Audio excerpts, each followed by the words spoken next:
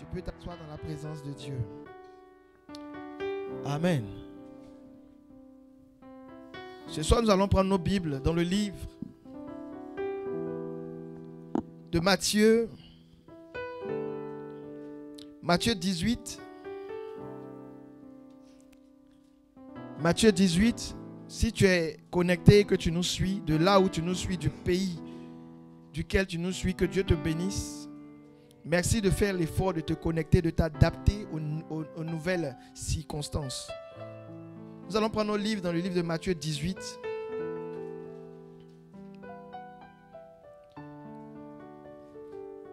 Le verset 3. Mais avant de rentrer dans ce que nous devons partager ce soir, je veux que vous puissiez comprendre quelque chose. Pour que vous puissiez vous améliorer dans la préparation de la prière. Alléluia. Regardez. La Bible dit, Dieu prit Adam, le plaça en Éden. Amen. Dieu prit Adam, il le plaça en Éden pour qu'il le surveille et qu'il le cultive. Alléluia. Dieu place Adam en Éden pour cultiver Éden. Donc, l'un des premiers travaux de Adam, c'est qu'il était cultivateur. Alléluia. Dieu dit à Adam, suivez le jardin. Et il faut aussi cultiver. Amen. Ça veut dire que si Dieu dit à Adam, ou du moins compare Adam à un cultivateur, toi et moi, on doit s'asseoir pour chercher à comprendre c'est quoi un cultivateur. Alléluia. L'une des choses qui a le plus d'importance pour un cultivateur, c'est la semence. Alléluia. Peut-être que pour toi, parce que tu es ingénieur, l'une des choses les plus importantes, c'est un ordinateur. Vous comprenez? Chacun a son niveau d'importance en fonction de l'activité qu'il fait. Mais pour le cultivateur, la chose la plus importante, c'est la semence. Parce qu'il sait que ce qu'il doit être, ce qu'il va devenir, dépend de la semence. Or, la prière est aussi une semence. Alléluia. La prière est aussi une semence. Donc, qu'est-ce que le cultivateur fait? Le cultivateur ne prend pas n'importe quelle semence. Amen. Le cultivateur trie les semences. Il trie. Il ne prend pas les semences en vrac et puis les jette. Non, non, non. Il trie les semences. Ça veut dire quoi? Il y a un travail méticuleux que vous devez faire avant de venir à une prière. Amen. Avant même d'aller à un programme de prière, vous devez préparer la semence que vous allez déposer en terre. Vous devez préparer cette semence. Pourquoi? Parce que les gens viennent aux prières. Ils viennent vite aux prières. Le Seigneur me disait tout à l'heure, avant que je n'arrive, il disait, je vais t'expliquer pourquoi est-ce que les gens n'arrivent plus. Lorsqu'ils arrivent aux prières, ils ne ressortent pas bénis. Parce qu'en réalité, ils viennent déjà aux prières même sans intention. Ils arrivent juste à la prière. Les gens viennent comme ça, juste à la prière. Il n'y a aucune intention déjà pour commencer. Donc, tu veux que Dieu exauce quoi? Parce que ta prière n'est pas préparée. Le cultivateur, il trie les semences. Et lorsqu'il a fini de trier la semence qu'il a gardée, il prend, il met en terre. Il ne jette pas en terre. Il met délicatement en terre. Ça veut dire que lorsque vous venez aux prières, là, vous ne devez pas venir parce que vous venez. Non, tu dois te préparer pour venir à la prière. Si maintenant on dit oh non, on est confiné, chacun est chez lui, d'accord. Mais tu dois te préparer, même confiné, pour assister à la prière. Alléluia. C'est important. Regarde, si vous ne vous préparez pas à venir aux prières, vous serez toujours des personnes déçues après les prières. Les gens, des personnes qui disent non, je n'ai pas dit ça ne marche pas. C'est des personnes, non, ça ne marche pas. C'est pas que ça ne marche pas. C'est toi qui n'es pas préparé. Parce qu'il y a une atmosphère qui est là. Est-ce que, regarde, si on dit une atmosphère est saturée de fumée et que toi tu n'es pas dans l'atmosphère là, est-ce que la fumée va te toucher? Non. C'est pareil pour certains chrétiens. Ils arrivent à des prières. Il y a toute l'atmosphère est disposée pour être bénie. Mais eux-mêmes ne sont pas disposés pour être favorables à l'atmosphère pour que leur prière soit exaucée. Non. On doit se préparer. Parce que, c'est-à-dire, regarde, le Seigneur m'a dit, la phrase m'a dit, il dit respectez votre semence. C'est la phrase que le Seigneur m'a donnée. Il dit respectez votre semence. Souvent, on ne respecte pas notre semence de prière. On ne respecte pas. En fait, la chose la plus importante pour toi, tu viens prendre pour semer. Tu viens prendre pour semer. Et puis tu ne respectes pas ça. Tu dois apprendre à respecter ta semence. Tu dois apprendre à respecter ta semence. Parce que c'est ça qui va faire qui tu es. C'est ça qui va faire quoi? Qui va faire qui tu es. Alléluia. Donc avant chaque prière, débrouille-toi pour te préparer. Débrouille-toi pour faire quoi? Pour te préparer. Amen. Regarde, même le cultivateur même parle à la semence. Et c'est ça. Quand ils doivent planter, ils parlent à la semence. Ils plantent avec délicatesse et puis disent, toi semence, il faut que tu produises. Quand il a fini de faire ça, là, la seconde étape, on a déjà parlé de ce thème-là, il pense une fois. L'une des secondes étapes, quand il a fini de semer, là, il regarde le ciel maintenant. Il attend la pluie. Il attend la bénédiction. Il espère. Il a fait son travail à lui. Il n'a pas pris n'importe quelle semence pour mettre en terre. Il a trié les semences les plus vigoureuses. Les semences les plus bonnes, les plus adaptées. Il a pris. Il a planté avec délicatesse. Il n'est pas venu jeter comme ça. Non, il fait même des trous. Il met les dents, il refait. Il arrose. Quand il a fini tout ça, il attend maintenant la pluie. La pluie est la symbolique biblique de la bénédiction. Quand Dieu parle, il dit, je vous revaudrai la pluie de l'arrière-saison. Pourquoi on donne la pluie? Est-ce qu'on a besoin de la pluie? C'est la pluie, la pluie, quand il pleut, il y a inondation à Abidjan. Ou bien, il n'y a pas d'inondation. Mais il dit, je vous revaudrai la pluie même de l'arrière-saison. Il parle même de la bénédiction. La pluie est la symbolique biblique de la bénédiction. C'est ça qui est en haut pour descendre. Alléluia. Après, notre père le fondateur a dit un jour, il est surpris parce que les Ivoiriens ont peur de la pluie. Ça le surprend. Normalement, un chrétien ne doit pas peur de la pluie. Tu sais pourquoi? Parce que toi, tu ne vis pas sur la terre, tu vis dans les cieux. Non, c'est toi qui gères la pluie. Tu n'as pas dit amen. Tu vis en haut. Tu es là-bas. C'est toi qui règles le temps. C'est toi qui décides quand il pleut, quand il ne pleut pas. Et puis, il pleut, et puis toi aussi, tu cours en bas ici.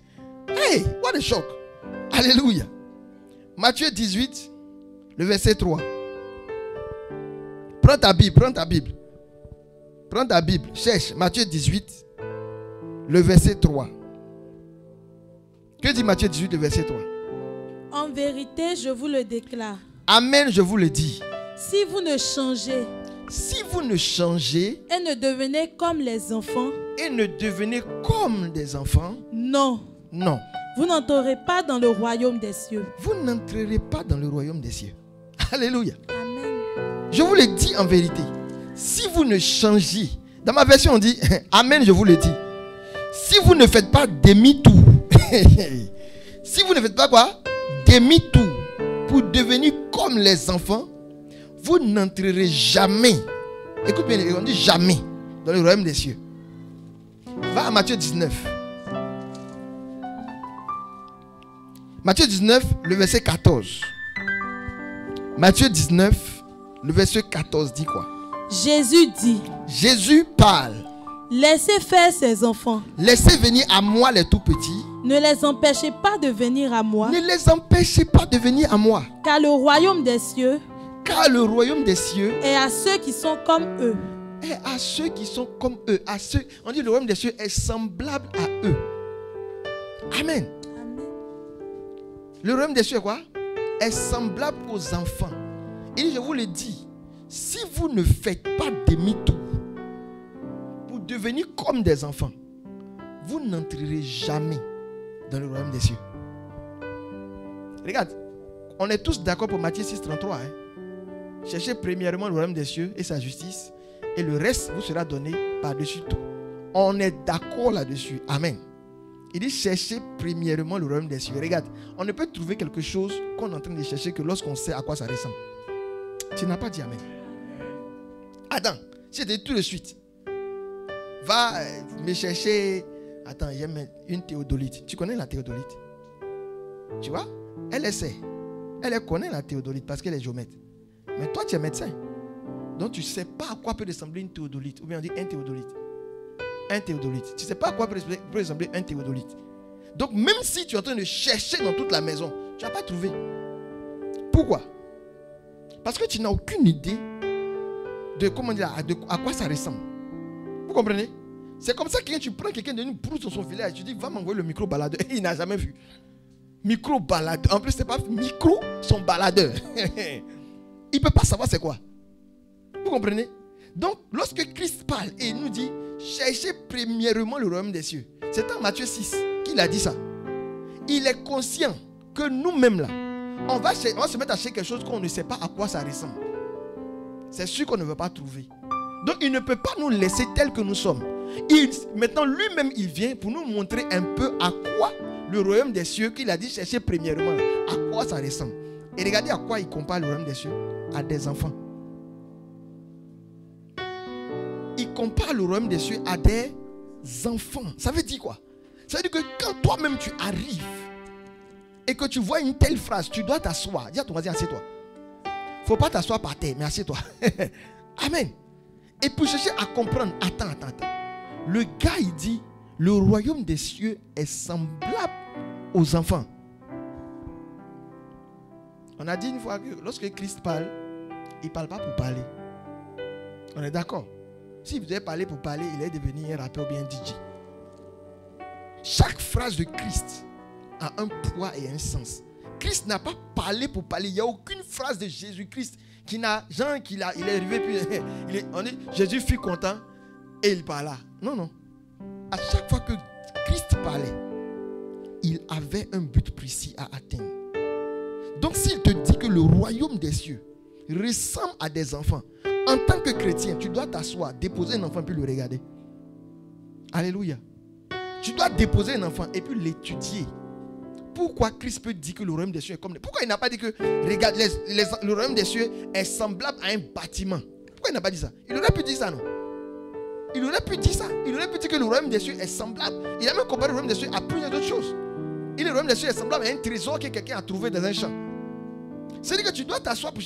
Normalement, les mini doivent comprendre cette notion. Alléluia. À faire des trésors dans le champ. Et ils doivent comprendre ça. Normalement, tu dois t'asseoir pour chercher à comprendre pourquoi il compare le royaume des cieux à un champ. Maintenant, en fait, pourquoi toi-même tu dois chercher à comprendre? Parce que tu veux rentrer là-bas ou bien? Mais tu ne t'intéresses pas de rentrer là-bas. Si tu ne t'intéresses pas de rentrer là-bas, ça ne sert à rien d'être ici. Tu peux prendre tes bagages et puis tu sors. Tu peux te déconnecter même. Tu te déconnectes. Moi, mon but, ce n'est pas le royaume des cieux. Donc, tu te déconnectes. Parce qu'ici, là, on parle uniquement des choses du royaume. Tu n'as pas dit amen. On ne va pas parler de ta prospérité. On ne va pas parler de tes finances. On ne va pas parler de ton visa. Ça ne nous intéresse pas. Le meilleur visa qu'on peut te coller là, c'est le visa pour l'éternité. Amen. Donc, s'il dit ça ressemble à des enfants, tu dois t'asseoir et puis chercher à comprendre pourquoi il dit ça. Et aujourd'hui, nous allons voir quelques caractéristiques de pourquoi Christ dit que le royaume des cieux est semblable aux petits enfants. Amen. Le premier point que nous allons voir, il dit le royaume des cieux est semblable à eux. Christ nous donne un indice pour que nous puissions rentrer dans le royaume des cieux. Et cet indice, ce sont les enfants. Premier point. Les enfants ont une grande capacité d'adaptation. Matthieu 10, le verset 16. Le premier point. Pourquoi Christ peut dire que le royaume des cieux est semblable à des enfants? C'est parce que les enfants ont une grande capacité d'adaptation. Prenons Matthieu 10, le verset 16. Voici que moi... Il dit, voici que moi... Je vous envoie comme des brebis. Qui parle? Qui parle? C'est Jésus. C'est Jésus qui parle. Voici que moi... Voici que moi, je vous envoie comme des brebis. Je vous envoie comme des brebis. Au milieu des loups. Au milieu des loups. Soyez donc rusés comme les serpents. Soyez donc rusés comme des serpents. Et candides comme les colombes. Et puis comme des colombes. Amen. Amen. Regardez. Il dit nous. Il nous compare à moutons. Il nous envoie au milieu des loups. En fait, il est en train de chercher à nous tuer, non? Ou bien? Mouton au milieu de loups. Il y a longtemps, on ne parle plus de toi. Il dit, je vous envoie comme des moutons au milieu des loups. Soyez quoi? Rusés comme des serpents. Et candides, purs comme des colombes. Amen. Vous voyez? Pourquoi Christ me dit que le royaume des cieux est semblable aux enfants? Parce que les enfants ont une grande capacité d'adaptation. Il dit, soyez rusés comme le serpent. Le serpent est le seul animal qui, jusqu'ici, a réussi à s'adapter à l'évolution de l'homme. Avant, j'étais d'échanger pendant qu'on faisait le jardin. J'ai remarqué qu'il y a un autre animal aussi qui est devenu très intelligent, qui a réussi à ne pas se faire manger, à se faire aimer par les hommes. Le perroquet. Il s'est adapté, il a commencé à parler. Maintenant, on ne le voit plus en viande. Avant, on le voyait en viande. Quand tu entends un perroquet, est-ce que tu as envie de manger ça? Non, quand tu entends un perroquet, est-ce que tu as envie de manger ça? Non.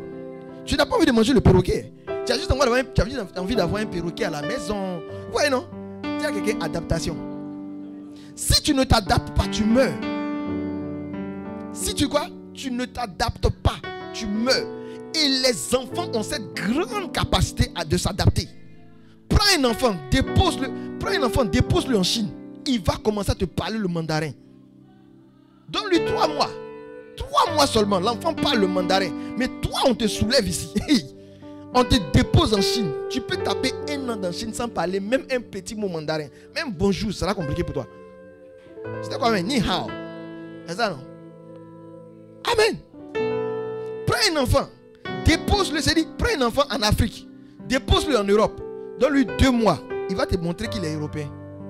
Ramène-le en Chine. Il va devenir chinois. Il dit, regardez les enfants. Le royaume des cieux est semblable à eux. Dans le royaume des cieux là-bas, là, tu dois pouvoir t'adapter. Si tu veux rentrer dans le royaume des cieux, tu dis, adapte-toi. Tu dois pouvoir t'adapter aux situations. Regardez-moi la petite crise qu'on vit. Une toute petite crise qu'on a commencé à vivre. On dit aux gens, on ne peut plus se voir. Il y a quoi là? On dit quoi? Mesure de quoi? De distanciation. Il y a quoi là? Il y a un autre mot que vous aimez utiliser là. Mesure barrière. Moi j'ai bien aimé notre père. Il dit vous dites quoi? Mesure barrière au Covid. Nous on doit mettre des mesures barrières à la pauvreté. Alléluia. Parce que vous mettez les mesures barrières au Covid. Chacun n'a qu'à rester chez lui. L'orphelin il est chez lui. Le gars de la rue il est là chez lui. Vous dites aux gens, ouais, on est méchant dans le monde. Restez chez vous. Et la phrase, regardez même la phrase même. L'étymologie, le sens même de la phrase même est mauvaise. Reste chez toi. C'est intéressant à entendre. Reste chez toi. On dit non, c'est pour le Covid. C'est pour qu'on puisse comprendre qu'on doit vivre. Non. Restez chez vous là, c'est très mauvais. Pourquoi tu ne l'accueilles pas chez toi? Restez chez vous. Les prostituées n'ont qu'à rester où? Les orphelins, les gens qui sont dans la rue, ils n'ont qu'à rester où? Chez eux. Chez eux là, c'est où? Vous voyez comment on est méchant souvent? On dit déconfinement. Et puis les gens disent non. On va déconfiner les églises en dernière position. Faites attention. On va se faire mal en fin de temps. Là. Non, on déconfine tout. Mais en tout cas, les églises... Vous avez vu la phrase du pape, non? Notre père le fondateur a répété ça encore avant-hier. Il dit, vous parlez seulement des droits des hommes. Droits des hommes. Qui parle des droits de Dieu? Tous les droits des hommes. C'est vous. Non, les droits des hommes. Les droits des hommes. Oui. Mais les droits de Dieu. Et les droits de Dieu. Dieu a des droits aussi. Et il a même des devoirs. Et il exerce ses devoirs déjà envers nous. Il nous donne le souffle de vie. Il nous donne l'argent. Il nous donne la paix. Il nous donne la sérénité. Mais et les droits maintenant de Dieu. Là, le droit à la prière. On se réunit pour le prier. On dit non. On va se réunir. On dit il n'y a plus offrande. Les gens sont heureux. Et les droits de Dieu qui gère? Amen. C'était une parenthèse. Les enfants ont une grande capacité d'adaptation. En tant que chrétien, tu dois pouvoir t'adapter. Tu dois pouvoir quoi? T'adapter. Pouvoir vivre dans un environnement même hostile. Alléluia. Et je vous envoie où ça? Parmi des loups. Est-ce que mouton au milieu de loups là c'est chic? C'est pas chic, mais il dit tu es mouton au milieu de loups, mais il faut t'adapter, il faut vivre là. Dis à quelqu'un, camoufle-toi. Tu es mouton, hein, mais il faut mettre à peau de loup sur toi pour te débrouiller pour vivre là. Les chrétiens ne peuvent pas s'adapter. Non. Et notre père le fondateur disait ça encore avant-hier. Quand on fait les statistiques, l'église est en retard de 30 ans. L'église est en retard de 30 ans. Parce que quand Internet sort, on dit c'est le diable. Wi-Fi est sorti, c'est le diable maintenant. Diable amélioré. Wi-Fi, diable amélioré. Maintenant, on ne branche plus. C'est à distance. Wouh! Les chrétiens sont à la traîne. Ils ne s'adaptent pas. Le temps, on se dit, regardez par exemple la télévision, les médias, la communication. C'est maintenant les chrétiens se réveillent. Là où des satanistes ont fini déjà de posséder toutes les chaînes. Est-ce que c'est que vous, si vous voulez avoir une chaîne TV dans Côte d'Ivoire ici, vous ne savez pas le niveau d'intercession que vous devez faire. Et là encore, ça c'est intercession. Ça n'a rien à voir avec connaissance. Comprenez ces choses. Vous voyez, on dit que les chrétiens doivent pouvoir s'adapter. On dit déconfinement, les chrétiens ne sont pas en train de penser stratégie même. Non. On est serein. Dieu va descendre du ciel. Il y a longtemps, il a fini son travail. On dit le 7e jour. Il se quoi? Il se reposa. Il est encore dans son 7e jour. Nous, on est dans notre 1er jour. On est en train de travailler. Lui, il s'est reposé. Il a tout fait. Il t'a donné. Qu'est-ce que tu fais? Et les enfants ont cette capacité de s'adapter facilement. Ils s'adaptent Un enfant apprend plus vite qu'un adulte. Et il a dit, faites attention. Si vous ne faites pas demi-tour, Christ est en train de menacer les gens. Hein? Il dit, si vous ne faites pas demi-tour, ça veut dire qu'en réalité, là, quand tu dis faire demi-tour, ça veut dire quoi? Ça veut dire que tu es déjà arrivé loin. Hein? Attends. Le gars n'a pas encore commencé à faire demi-tour. Il est là. Il n'a pas encore dit faire demi-tour. Il n'a qu'à aller où? Il est au point zéro. C'est parce qu'il a regardé les gens. Et le message est prophétique pour nous. Pour cette saison. Je vous ai regardé parole de vie. Vous êtes partis loin, c'est vrai. Mais il serait intéressant pour vous de faire demi-tour. Faites demi-tour, retournez-vous. Allez-y devenir comme des enfants. Parce que vous avez commencé à trop réfléchir. Vous pensez que vous êtes intelligent. C'est ce qui se passe avec les chrétiens en général. Ils pensent qu'ils sont arrivés. Ils pensent qu'ils connaissent des choses. Ils pensent qu'ils connaissent. Ils sont experts. Non. Il faut être comme un enfant. Il faut t'adapter. On ne peut plus s'adapter. Non, tu sais, on a l'apostolat missionnaire parole de vie. Hein. Vous savez, non. Regarde, on peut dire toutes les frontières sont fermées. Tu dois adapter ton affaire missionnaire là. Tu dois trouver comment tu as adapté ton affaire missionnaire là pour que ça continue de fonctionner. Si tu n'adaptes pas, tu meurs. Alléluia. En tant que chrétien, on doit regarder les enfants et les enfants ont cette grande capacité. Regardez, il y a un homme de Dieu qui prêchait et puis il a pris cet exemple sur un de ses bishops. Il a appelé son bishop qui était parti, je ne sais pas dans quel pays, il a sa fille. Il est parti, ça fait combien de temps? Peut-être 5-6 ans, il est là-bas. Le bishop là, quand il prêche, c'est sa fille avec qui il est parti là, c'est elle qui traduit. Le bishop ne peut pas prêcher dans la langue du pays. Mais sa fille est arrivée, ils sont arrivés au même moment. Il est parti en tant que missionnaire dans le pays. Parce que c'est son superviseur qui l'a envoyé là-bas. Donc il est parti en tant que missionnaire. Arrivé là-bas là. Lui et sa fille, ils étaient là. C'est-à-dire, ils sont restés là le même nombre d'années. Mais après 6 ans, 5 ans, le gars ne peut pas encore prêcher dans la langue. Et quand il prêche, c'est sa fille avec qui il est arrivé là. C'est elle qui traduit. C'est sa fille maintenant la capacité de comprendre lui sa langue et d'interpréter dans l'autre langue. Et le gars est encore là. Les enfants ont cette capacité de s'adapter. Et il dit, soyez comme des enfants. Adaptez-vous aux situations. Qu'est-ce que ça se passe? Est-ce que tu es obligé de rester carré dans ta tête? Non. Tu peux améliorer. Dis à quelqu'un, arrondis ta connaissance. Amen. Il dit, le royaume des cieux est semblable à eux. Deuxième point. Ce qui fait que Christ compare le royaume des cieux à des enfants. Il n'existe aucune barrière dans la tête des enfants. Dis amen fort. Les enfants sont les seuls êtres au monde qui démontrent que la barrière raciale, que les barrières raciales sont vraiment une invention des hommes pour s'auto-détester. Alléluia. Les enfants démontrent ça aisément. Prends un enfant noir, place-le dans une main de maman blanche. L'enfant est heureux. Prends un enfant blanc, place-le dans une main de maman noire. L'enfant est heureux. Mais il n'a qu'à grandir un peu. Vous voyez? Il dit en tant que chrétien, il dit le royaume des cieux là. Dans le royaume des cieux, il n'y a pas de barrière. Il n'y a pas de limitation raciale.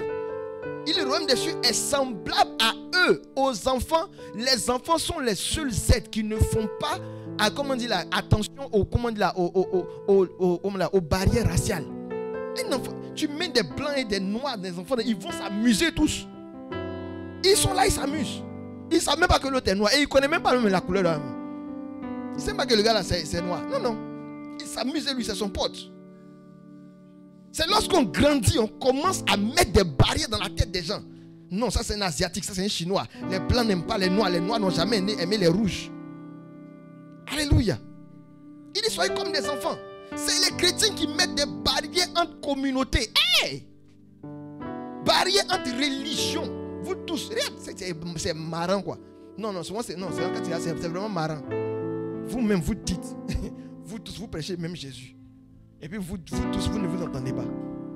Ça ressemble à la sorcellerie, ça ressemble à quoi? Mais ces barrières sont venues d'où? Parce qu'on est devenu grand. Dis à quelqu'un faire demi-tour. En tout cas, si tu es dans l'apostolat, il faut apprendre à faire demi-tour. Nous ici, il n'y a pas de limite, il n'y a pas de barrière. Tu es évangélico, tu es protestant, tu es catholique. Mon frère, on va s'asseoir, nous allons prier même Jésus-Christ là. Alléluia. Il n'y a pas de barrière. Il dit le royaume des cieux est semblable à eux. On va se retrouver au ciel là-bas. Là. Le royaume des cieux là, on va se retrouver là-bas. Tu risques d'avoir pour voisin un évangélique. Ton voisin me dit que c'est un protestant. Alléluia. Tu l'as détesté sur la terre sinon. Tu seras voisin lui au ciel là-bas. Les gens qui aiment attaquer les autres. Non. L'église catholique, il y a plein qui auront des voisins catholiques.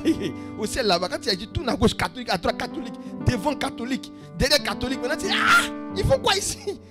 C'est leur place aussi, tu amènes fort. Il n'y a pas de barrière. Il dit, soyez comme des enfants.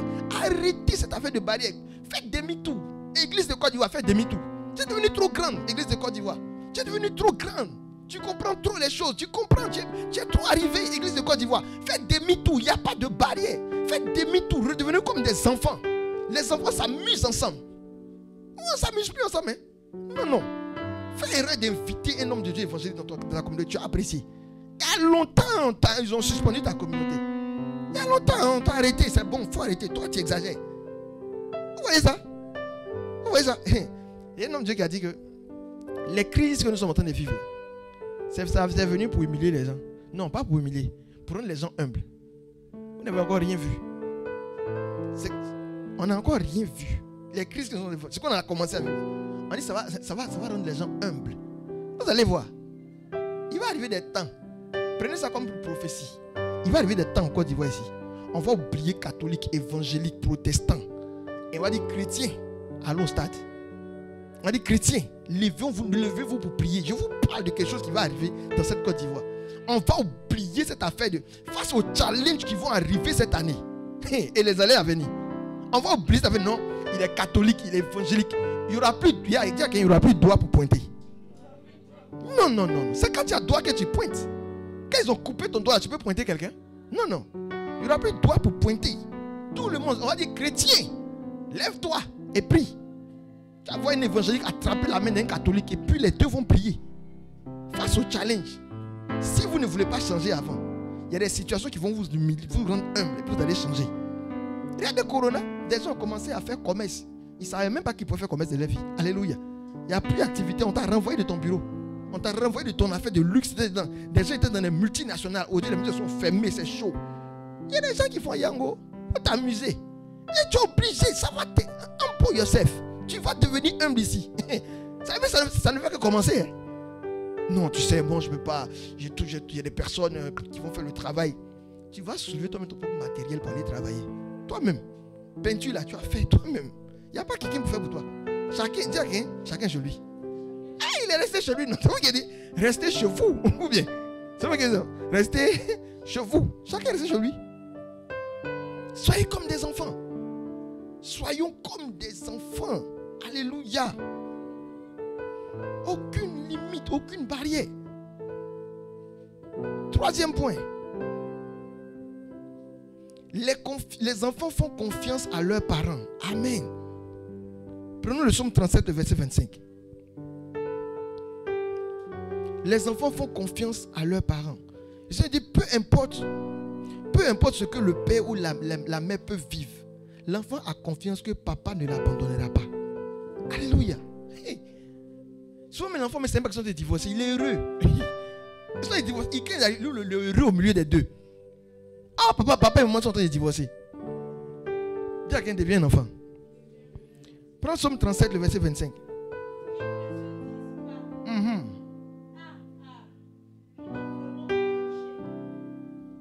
Psaume 37, hein? 37. J'ai été jeune.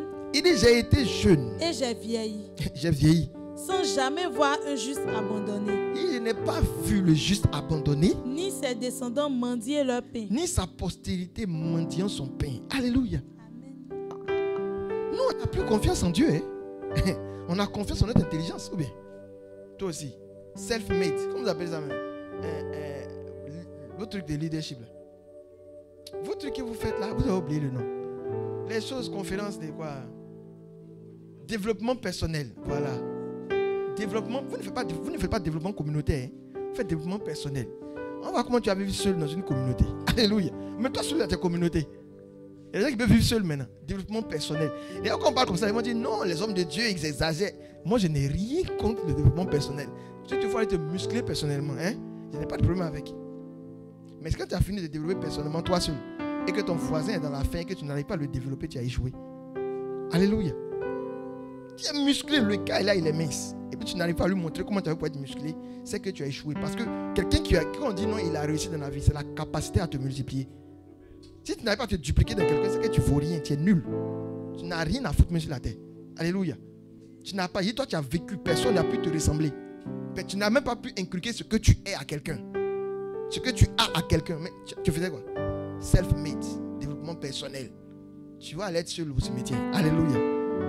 C'est le seul endroit où on ne peut pas se développer.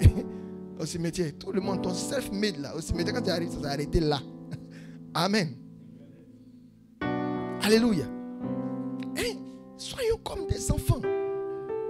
Les enfants font confiance. Il dit, j'ai été jeune, j'ai vieilli.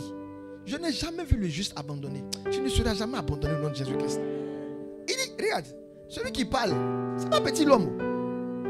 C'est pas petit quelqu'un qui parle. Il dit, moi j'ai été jeune.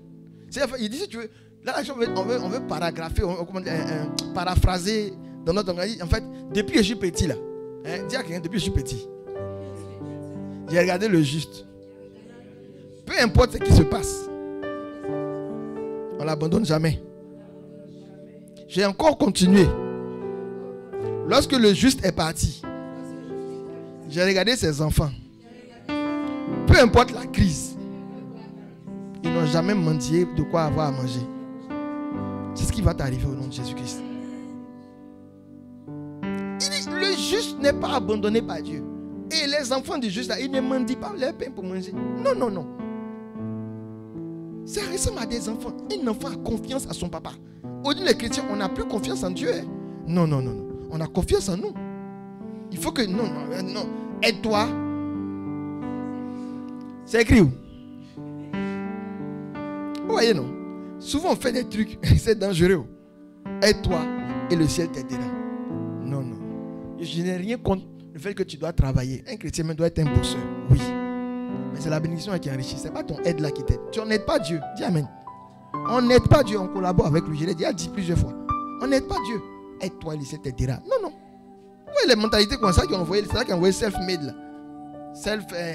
Développement personnel. C'est ça. Aide-toi et le ciel t'aidera. Donc tu as besoin de t'aider d'abord pour que le ciel réagisse. Non, non.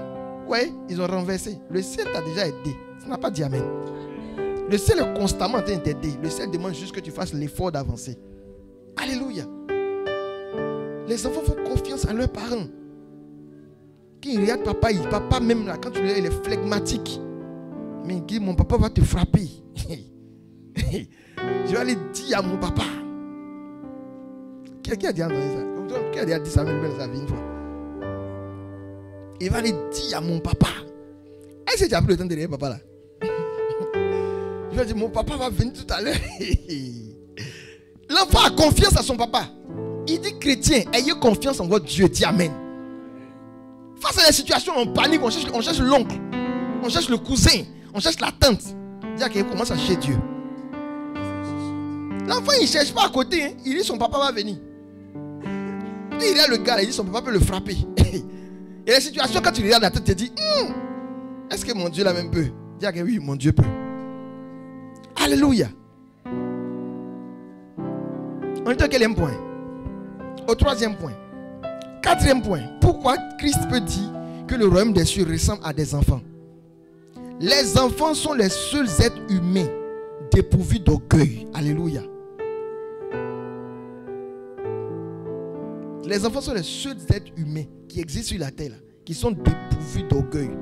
Quand un enfant naît, il commence à grandir, il n'est pas orgueilleux. Si vous voyez un enfant manifester de l'orgueil, c'est qu'il a appris cela de ses parents. Alléluia. Si vous voyez un enfant manifester de l'orgueil, c'est qu'il a appris ça de ses parents. Sinon, un enfant naturellement n'est pas orgueilleux. C'est quoi l'orgueil? C'est quoi l'orgueil? Ouais, souvent on dit les trucs comme nous, on ne sait pas. Il est orgueilleux. Il est orgueilleux ce type. Il est trop orgueilleux. Orgueil là même, c'est quoi? Est-ce qu'on a pris le temps d'échanger dans le dictionnaire même pour lire un peu l'étymologie du mot, tout ça, hein? Nous on sait juste que quelqu'un qui est là, il est orgueilleux. Orgueilleux, c'est quoi? Il se dit suffisant. Il se suffit. On dit l'orgueil est un sentiment exagéré de sa propre personne. Hey. Estime excessif de soi-même. Quelqu'un a déjà vu un enfant quelqu'un a déjà vu un enfant qui se suffit lui-même. L'enfant est toujours autodépendant. Il est toujours dépendant. Est-ce que vous comprenez? Un enfant, il dépend toujours des parents. Hein? Il dépend toujours. Non. Les enfants ne sont pas orgueilleux. Déjà, même ils ne s'en sont pas. Et puis il va venir dire non, moi seul, il peut m'assumer. Tu t'assumes où? Tu t'assumes pas nulle part. Vous comprenez? Il dit le royaume des cieux est semblable à eux. Dans le ciel, il n'y a pas orgueil. On ne s'auto-suffit pas. Vos histoires de self-made développement personnel, là, ça n'existe pas. Alléluia. Non. Les enfants sont les autres, ils aiment partager même. Les enfants aiment partager. Quand vous voyez un enfant qui commence à ne plus aimer partager, faites attention à ses parents. Ou faites attention à son entourage. Ils ont commencé déjà à lui polluer l'esprit. Tout ce que même on est devenu là, c'est notre entourage qui a fait qu'on est devenu comme ça. C'est ça. Il y en a qui sont très méchants aujourd'hui parce que depuis qu'ils sont petits là, ils n'ont vu que la méchanceté. Il y en a qui sont très gentils parce que depuis qu'ils sont petits, ils ont vu les parents être gentils. Donc, eux sont devenus gentils. L'orientation que prend un enfant là dépend de qui il regarde. Tu n'as pas dit amen. Amen. Il dit soyez comme des enfants. Faites demi-tour. Devenez comme des enfants parce que les enfants ne sont pas orgueilleux. Ils ne sont pas orgueilleux. Nous, on est devenus notre chrétien, on a grandi dans le ministère, on a duré. Mais nous, on est devenus orgueilleux, on se suffit à nous-mêmes. On dit non, c'est la parole de vie, associez-vous à telle personne. Non, vous savez, nous, on a un ministère autonome, on n'a pas besoin de quelqu'un pour y avancer. Il vous a dit non. Il y a des choses qui arrivent là. On s'associe à toutes les communautés ici. Tout le monde, communauté, ça là, communauté, dénomination unie catholique. Alléluia. Il n'y aura plus de mon ceci, mon cela. Tout le monde sera un là-bas. Il y a des crises là qui unifient les gens. Hein? Alléluia. Il y a des crises. Quand tu ne veux pas te soumettre là, il y a des crises qui viennent, ça vous réunit, vous tous. Vous tous vous êtes ensemble. Amen. Et les enfants sont les seuls êtres humains dépourvus d'orgueil. Ils ne manifestent aucune. Oh, il n'y a pas d'orgueil chez eux. Alléluia. Et tu dois apprendre à ne plus être orgueilleux. Imaginez si Christ voulait être orgueilleux. Il est au ciel là-bas. Il a dit débrouillez-vous. Il a ouvert le ciel comme il dit débrouillez-vous. Puis il referme. Je me suffis à moi seul. Non. Le royaume des cieux est semblable à des gens qui ne sont pas orgueilleux. Alléluia. 5e point.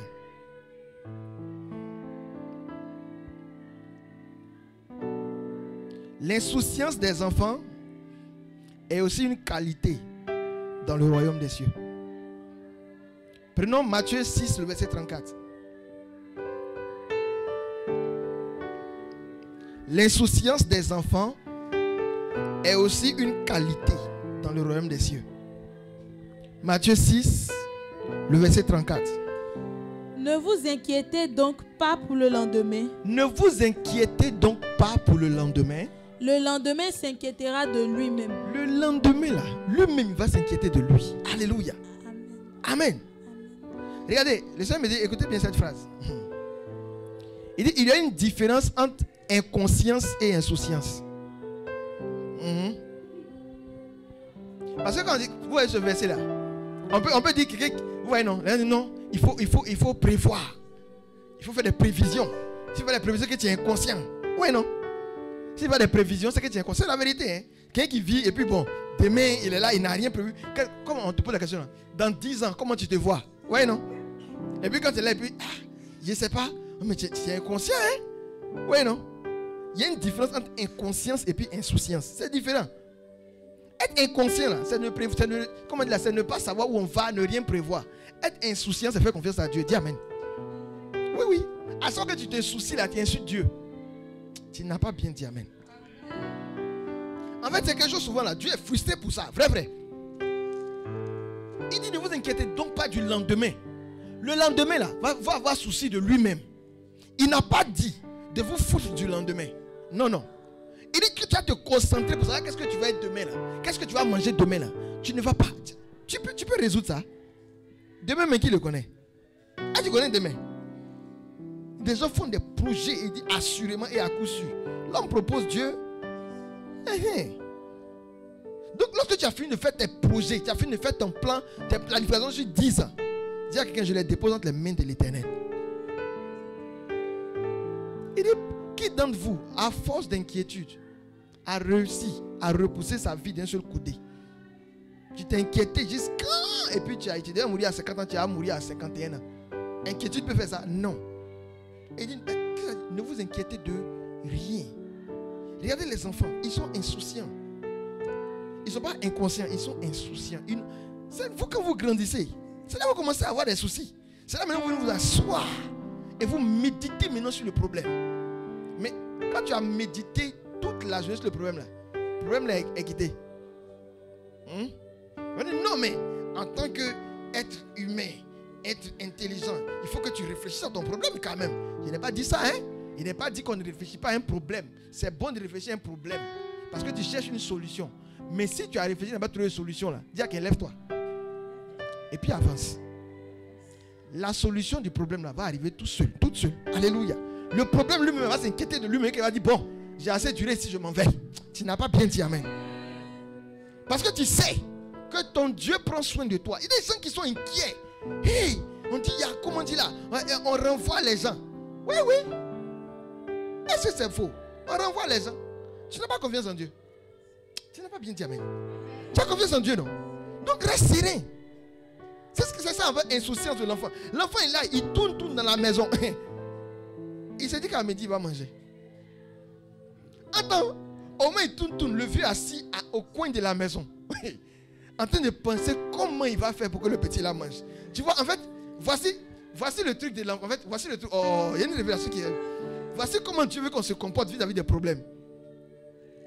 L'enfant et puis le papa. L'enfant s'amuse. Le papa réfléchit comment il va donner à manger à l'enfant. C'est le comportement que tu dois avoir vis-à-vis des problèmes. C'est le problème qui doit réfléchir comment il va faire pour trouver ta propre solution. Tu n'as pas bien dit amen. Le problème doit réfléchir. Le problème lui-même, il doit réfléchir comment il va faire pour te donner la solution. Mais toi, tu vis. Il y a des gens qui ont un petit problème, ils sont foutus. Oh, ils sont mourir. Non. Tu dois vivre, continuer. Tu marches comme si c'était pas un problème. Le problème va dire, moi, c'est la vie du gars là, depuis là, mais il fait comme si c'était pas là. Moi, mais il m'en va. Et puis il prend sa route, il se taille seul. On n'a pas dû ne pas réfléchir. Ah, oui, c'est vrai, j'ai telle difficulté. Oh, ok, d'accord. Bon, quand je regarde, je peux faire ci, je peux faire ça, je peux faire ça. Ok, d'accord. Seigneur, je te rends grâce. Ce problème est résolu. Et puis tu continues de vivre normalement. Le problème, lui, tu vas commencer à réfléchir. Bon, j'étais ici, je suis arrivé. Comment moi, je fais pour partir? Tu ne dis pas bien, mais le problème réfléchit. Je suis arrivé. Comment moi-même je fais pour partir? Les enfants sont insouciants. Regardez même souvent quand ils s'amusent. Ils ont l'impression qu'ils ne meurent pas. Est-ce que tu as déjà vu ça? L'enfant grimpe le berceau. Mais comment toi tu paniques? C'est comme ça que tes problèmes vont commencer à paniquer face à ton insouciance. Tu ne dis pas amen fort. Hey! Et l'insouciance que manifeste l'enfant est une forme de confiance qui se traduit par le fait que les choses autour de lui ont été créées pour son bien. Et donc il ne se méfie pas. Les enfants ne se méfient pas. Hein? Un enfant, il ne se méfie pas. Regardez comment il s'amuse dans l'escalier. Toi, tu peux t'amuser dans l'escalier. Toi, tu te méfies même des escaliers parce que tu as déjà vu le fatalisme dans l'escalier. Mais l'enfant court dans les escaliers. C'est-à-dire, un enfant là, il se dit que tout ce que son Dieu a créé, son papa a créé là, c'est bon pour lui. Tu ne dis pas bien même. C'est quand nous on commence à avoir des difficultés, à avoir des trucs, que notre manière de penser change. Quand on commence à savoir que courant ça secoue. Mais un enfant peut prendre son doigt pour mettre une prise. Mais toi, est-ce que tu peux faire ça? Tu ne peux pas. Mais il dit, soyez comme l'enfant. Le royaume des cieux est semblable à l'enfant. Parce que l'insouciance de l'enfant là, c'est une forme de confiance. Regarde, l'enfant s'amuse à côté de toi. Il se dit que son papa peut le sauver à tout moment.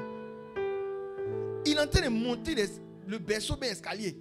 Et puis, en fait, il va tomber. Mais toi seul, tu te précipites. Il y a pas qui sont des super-héros maintenant. Ils volent même, ils attrapent l'enfant. Hey! Ils sont des super-héros. Là, toi, tu en sais quelque chose. Quand toi, tu mets les enfants au dos, tout ça. Hein? Tu vois?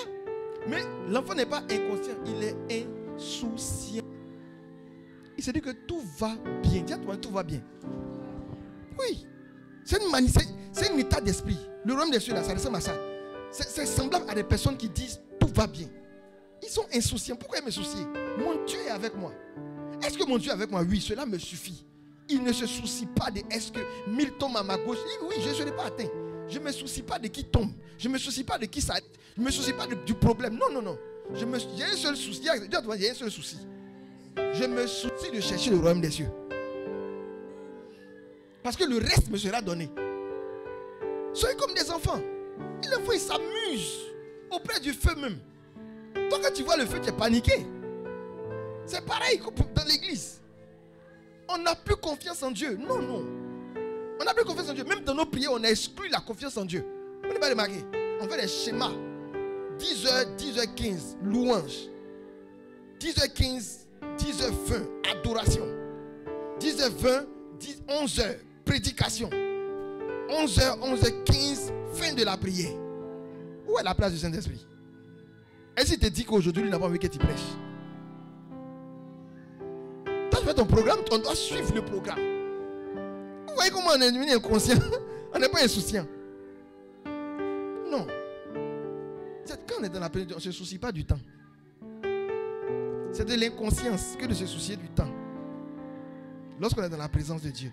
Retenez cette phrase-là, notez, faites un truc, un acrostice. C'est de l'inconscience que de se soucier du temps qu'on est dans la présence de Dieu. Parce que le gars là, on dit, il n'a ni fin ni commencement. Il est alpha et oméga. Le temps ne l'affecte pas. Mais toi, tu te soucies du temps dans sa présence. Or, tu dis que tu veux être dans l'éternité avec lui.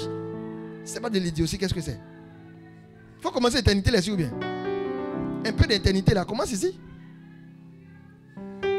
Alléluia. Les enfants sont insouciants. Ils ne se soucient pas.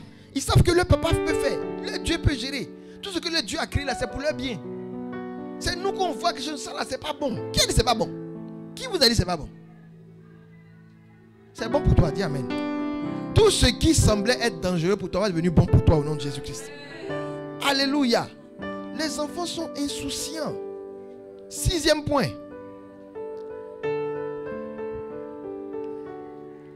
Les enfants sont curieux. Hey! Jérémie 29, le verset 13. Prenons Jérémie 29, le verset 13. Il dit faites demi-tour, redeviens curieux. Dis à ton voisin, redeviens curieux. Et tu penses que tu sais tout. L'église pense qu'on sait, souvent on pense qu'on sait tout. Vous voyez ça maintenant, les technologies, on n'est pas à jour. Petit zoom. On ne maîtrise pas, on est perdu. Jérémie 29, le verset 12. Il faut prendre le verset 13. Jérémie 29, le verset 13. Quelqu'un là?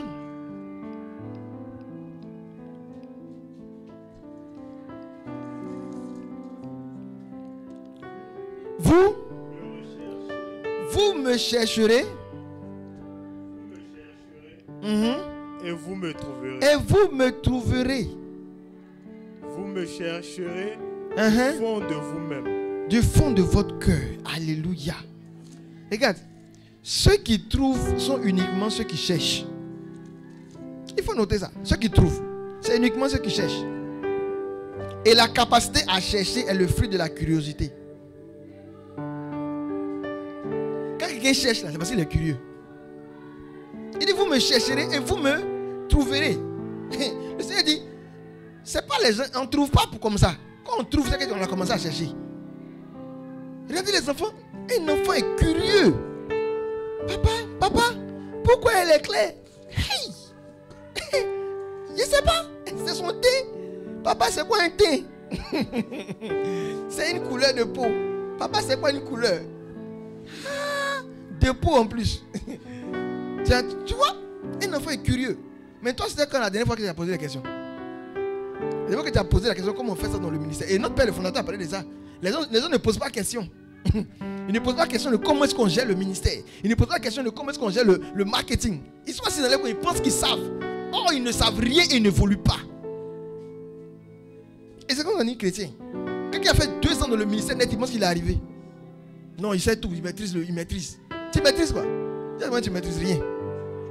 Sois curieux. Il y a une fois, tu fais demi-tour. Redeviens curieux. Les gens ne lisent pas la Bible, ils pensent qu'ils connaissent. 3 fois on a prêché devant toi, tu as lu toute la Bible. Non, tu sais, la Bible, non. Redeviens curieux. Redeviens curieux. On n'est même plus curieux, on ne cherche plus. On dit, là, regarde, on dit, c'est ceux qui trouvent là, c'est ceux qui cherchent. Et la capacité à chercher là, est un fruit de la curiosité. Regardez tous ceux qui ont trouvé de grandes solutions pour le monde, ils ont été curieux. Je veux savoir, attends, mais pourquoi est-ce que ça... Regardez même notre gars, Moïse. Quand il a vu le feu, il veut voir qu'est-ce qui s'est passé. Il est curieux. Même quand tu vois le feu, il y a des bandades. Des bandades. Il pense, où est ta curiosité? Le royaume des cieux, pour le trouver, là, c'est les gens curieux qui le trouvent. Poser des questions. Mais pourquoi Christ? Pourquoi cela? Regarde, on dit le royaume des cieux est semblable à des enfants. Tu t'es jamais posé la question pourquoi Christ a dit ça. C'est 15 ans. Qui est baptisé ici? Qui a confirmé même? On a monté. Ils sont mariés et tout ça. La dernière fois que tu t'es posé la question, tu sais pourquoi est-ce qu'il a dit ça là? C'était quand? Tu vois, non? Parce que tu as trop entendu ça, donc tu penses que tu sais. Tu as trop entendu des choses. Les hommes ont tellement prêché, donc tu penses que tu sais des choses. Tu ne sais pas. Dis à toi, tu ne sais pas. Retourne, dis demi-tour. Demi-tour dans ta tête. C'est-à-dire, regarde ta tête et puis toi-même fais demi-tour dedans. Demi-tour dans ta tête. Redeviens curieux. Les gens posent plus des questions, ils ne cherchent même pas à savoir. On dit Christ pleura. Mais pourquoi Christ a pleuré? La dernière fois que tu as posé, pourquoi il a pleuré? C'était quoi? On dit il pria jusqu'à ce que son sang devienne, comme sa sueur devienne comme des caillots de sang. Toi, tu as trouvé que c'est normal. Non, c'est trop normal. Non, tu sais, en fait, le sang, on a fait ça à l'école. Vous savez, c'est des plaquettes. Il y a quoi? Dans le sang, il y a quoi? Il y a les globules rouges et les globules blancs. Voilà, donc, voilà, c'est sa sueur. Il est Dieu, donc c'est devenu du sang. Hey, on dit sang là, c'est pas liquide, c'est des caillots. Tu n'es pas curieux. Mais comment est-ce que sueur peut se concentrer? Qui a déjà vu concentrer de sueur? Non. Tu as déjà vu concentrer de sueur? Non. Donc comment est-ce que sueur devient caillot de sang? Hey! Voici curiosité. Voici curiosité. On n'est plus curieux. Voilà pourquoi on n'a plus de révélation. Ceux qui ont des révélations, c'est ceux qui sont curieux, ceux qui vont chercher. Ils se posent la question. Le pourquoi, là, c'est la question curieuse. Les enfants, pourquoi? On ne mange pas à midi. Pourquoi? Mon petit, il n'y a pas l'argent. Pourquoi? Pourquoi il n'y a pas... On ne mange pas à midi aujourd'hui. Papa, pourquoi? Parce qu'il n'y a pas l'argent. Mais pourquoi il n'y a pas l'argent? Mais pourquoi être il est curieux, il veut comprendre. Il veut comprendre jusqu'à la fin. Aïe! Mais donc, on t'a envoyé. Mais pourquoi on t'a envoyé? Pas il y a Corona. Aïe! Mais Corona, même pourquoi c'est là? Tu as fini d'expliquer. Le temps de te rendre compte là, il est minuit. Et le Saint-Esprit adore les personnes qui aiment poser des questions. Il veut comprendre pourquoi. Pourquoi Christ, quand on dit Christ est mort, le rideau s'est déchiré. Mais pourquoi c'est pas déchiré du bas vers le haut, mais du haut vers le bas? Tu t'es déjà posé la question? Tu vois, tu n'es pas curieux. Pourquoi on dit le voile? On peut dire que le voile se déchirait un coup bien. Mais on précise du haut vers le bas. Pourquoi? Pourquoi c'est pas un rideau de Pilate qui s'est déchiré? C'est lui qui a dit non, il se lave les mains, non? Ou bien c'est son rideau qui s'est déchiré dans sa maison. Là, il allait savoir. Moi, c'est le rideau du temple qui s'est déchiré. Et il ne s'est pas déchiré n'importe comment. Du haut vers le bas. Mais pourquoi? Lorsque tu poses question, quand tu es précis, tu agresses en même temps. Je te vois être agressé par cette curiosité au nom de Jésus-Christ. Tu redeviens curieux à compter d'aujourd'hui. Amen. Il dit retournez, faites demi-tour. Ne pensez pas que vous devenez trop grand. Et ça, c'est une blague souvent qu'on sait Dieu. Regarde, qui ça fait au moins 10 ans il sait Dieu? Bon, en fait, il est au service de Dieu, quoi. Au moins 10 ans. Bon, au moins 5 ans. Au moins 5 ans que tu... Mais oui, non. Ça nous blague dans le ministère. Ça blague dans le ministère. Parce que tu penses que 5 ans, c'est comme par exemple, voilà, voici un autre sujet aussi qui est très important. C'est pas parce que tu viens une personne que tu crois que tu la connais. Dis amen, faux. Il faut poser la question pourquoi. Tu ne peux pas connaître quelqu'un tous les jours. C'est pas possible. Chaque jour, tu vas le connaître un peu. Amen. Non, tu dois se connaître avant le mariage. Tu es foutu. Tu es foutu. Tu vas mal mourir. Tu vas te connaître avant le mariage. Tu as un logiciel de décodage de l'homme. Tu connais. L'homme là, il saille du jour au lendemain. Il est là comme ça, il est candide. Un matin, il devient lion. Pour t'amuser, quand il a pris, il était colombe. Tu marchais lui, quand tu te rends compte, c'est cette tête de lion qui est là. Alléluia. Donc, chaque jour, tu dois poser la question, pourquoi? Mais, chérie, pourquoi tu fais ça là? Oh non. Ça là, ah, ok, tu as compris maintenant pourquoi il fait. Il faut dire pourquoi. Sois curieux. Il dit, faites demi-tour dans votre tête. Quand on fait 5 ans, 10 ans, tu as servi Dieu. Et ça, c'est quelque chose, quand tu as appelé mon ministère, ça peut te blaguer. Tu sais que tu connais, tu lis plus Bible, tu ne cherches plus révélation. Non, je dis, souvent quand on t'appelle, tu dois les prêcher, tu ouvres tous tes anciens enseignements. C'est quel qui ressemble à ça, il prend un et puis il m'en fait. Attends, vous amusez les hommes de Dieu. Hein. Souvent vous donne du coucher, hein. Il réchauffe ça d'une manière, puis il te donne ça. Oh, là, tu m'as dit, heureux, lui, ça du coucher, t'as donné. Hein, attends, il coucher, ça donne une direction souvent. Hein. Amen. Ouais, les messages couchés aussi là, souvent là, ça ne pas les brebis à bien grossir. Si tu manges riz couché tous les jours, tu ne peux pas grossir. Oh, donne-moi un amen là. Hey, tu manges riz couché tous les jours, tu ne peux pas grossir, c'est pas possible. Voilà pourquoi un homme de Dieu là, il t'a touché souvent là. Souvent il donne un peu de coucher, mais souvent là, il t'a donné la nourriture fraîche. C'est important. Pourquoi chaque jour tu prépares? Et puis chaque jour tu ne manges pas pour hier. Amen. Pourquoi tu ne manges pas pour hier chaque jour? Mais tu ne peux pas chaque jour, non? Ben, il faut nouveau chaque jour. C'est comme ça aussi. Les hommes de Dieu doivent donner la nourriture fraîche parce que la parole de Dieu, là, c'est la nourriture de l'âme. Mais toi, tu penses que tu sais. Donc, tu poses plus de question pourquoi. Tu es assis. C'est normal. Tout ce que je dis, il est né même là, c'est normal. Dis à quelqu'un que c'est normal. Il est dans le temple, c'est normal. On dit, parle au sage, c'est normal. Pourquoi? Tu dis qu'il faut poser la question. Sois comme un enfant curieux. Ma prière, c'est que tu deviennes une personne curieuse. Et ça, je veux insister, vraiment insister sur ce point. La curiosité. Si vous n'êtes pas curieux, vous n'allez pas découvrir des choses dans la parole de Dieu extraordinaires. Il y a des mystères extraordinaires dans la parole de Dieu. Mais c'est réservé uniquement aux personnes curieuses. Les personnes qui cherchent, qui fouillent. Qui fouillent. Est-ce que vous êtes prêts à fouiller? Fouillez. Tournez Bible à renverser, écrivez, barrez. Fouillez pourquoi? Mais cherchez d'autres versions. Lorsque vous commencez à être curieux, vous êtes en train d'augmenter votre connaissance. Les gens qui sont très intelligents, qui ont beaucoup de connaissances, c'est les gens qui ont été curieux. Ils ont voulu savoir pourquoi. Pourquoi même? Voici, moi j'ai horreur de certaines choses. Quoi. Des gens qui sont dans l'église catholique, ils ne savent même pas pourquoi on a un pape. Pourquoi? À quoi sert le pape même? On n'a aucun pape aujourd'hui. Non, on est dans l'église. C'est l'église catholique, mon frère.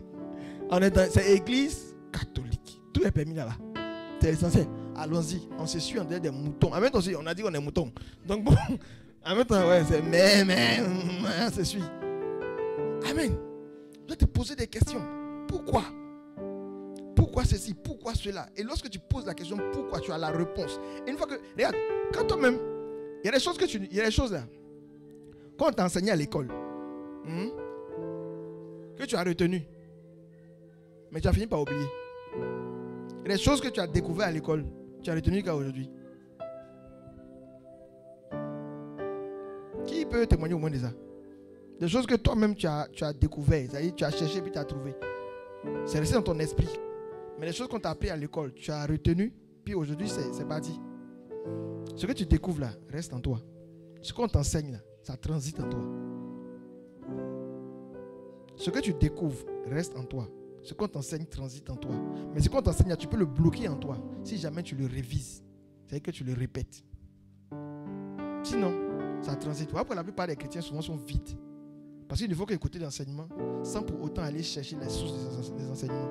Sans pour autant aller lire les versets bibliques que les hommes de Dieu ont donnés. Sans pour autant méditer même l'enseignement des gens. Donc ça transite en eux. Ils ont l'information, mais c'est pour un temps, ça va passer. Mais le jour qu'ils découvrent, regarde, quand on voit un homme de Dieu souvent prêcher, c'est vrai qu'il y a la répétition. Il a beaucoup fait, il a beaucoup prêché, donc souvent les versets bibliques, vous pensez que c'est dans sa tête. Mais il y a des versets bibliques qui sont dans sa tête parce qu'il les a découverts. Oui. Les versets, ça reste dans ta tête parce que tu les as découverts toi-même. Le verset biblique t'a marqué toi-même et ça reste plus vite que tout ce qu'on cite souvent dans nos groupes de prière. Donc tu dois chercher, tu dois être curieux, poser la question et puis fouiller. Quand tu vas trouver, ça va créer. Regarde, la transformation dont on parle, ça vient de la révélation. Vous comprenez? C'est la révélation là qui te transforme. Mais la révélation, c'est bon qu'elle vienne de Dieu. Hein. Elle vient des hommes de Dieu, c'est bon. Mais c'est mieux que ça vienne de toi-même. Le lieu que toi-même, tu crois ça dans la Bible. Et puis tu as la révélation de ça. Ça décante plus vite ta situation que lorsque un homme de Dieu te donne la révélation. Alléluia. Dis à qui fait demi-tour. Et redevient comme un enfant. On est au 4e point. 7e point.